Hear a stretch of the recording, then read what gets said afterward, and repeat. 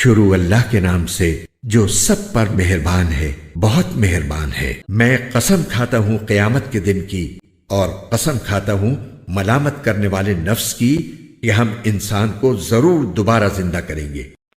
کیا انسان یہ سمجھ رہا ہے کہ ہم اس کی ہڈیوں کو اکٹھا نہیں کر سکیں گے؟ کیوں نہیں، جبکہ ہمیں اس پر بھی قدرت ہے کہ اس کی انگلیوں کے پور پور کو ٹھیک ٹھیک بنا دیں۔ اصل بات یہ ہے کہ انسان چاہتا یہ ہے کہ اپنی آگے کی زندگی میں بھی ڈھٹائی سے گناہ کرتا رہے۔ پوچھتا ہے کہ کب آئے گا وہ قیامت کا دن؟ پھر جب آنکھیں چندھیا جائیں گی اور چاند بے نور ہو جائے گا اور چاند اور سورج اکٹھے کر دیے جائیں گے، اس وقت انسان کہے گا کہ کہاں ہے کوئی جگہ جہاں بھاگ کر جاؤں؟ نہیں، پناہ کی کوئی جگہ نہیں ہوگی۔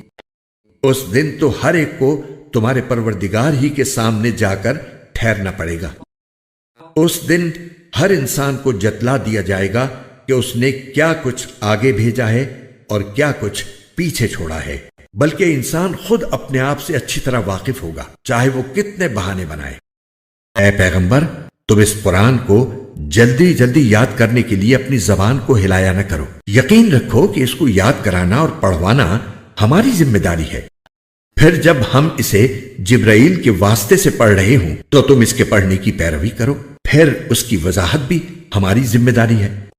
خبردار اے کافرو، اصل بات یہ ہے کہ تم فوری طور پر حاصل ہونے والی چیز یعنی دنیا سے محبت کرتے ہو اور آخرت کو نظر انداز کیے ہوئے ہو۔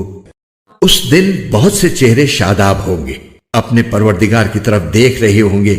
خبردار جب جان ہنسنیوں تک پہنچ جائے گی اور تیمارداروں کی طرف سے کہا جائے گا کہ ہے کوئی جھاڑ پھونک کرنے والا، اور انسان سمجھ جائے گا کہ جدائی کا وقت آ گیا اور پنڈلی سے پنڈلی لپٹ جائے گی، تو اس دن تمہارے پروردگار ہی کی طرف روانگی ہوگی۔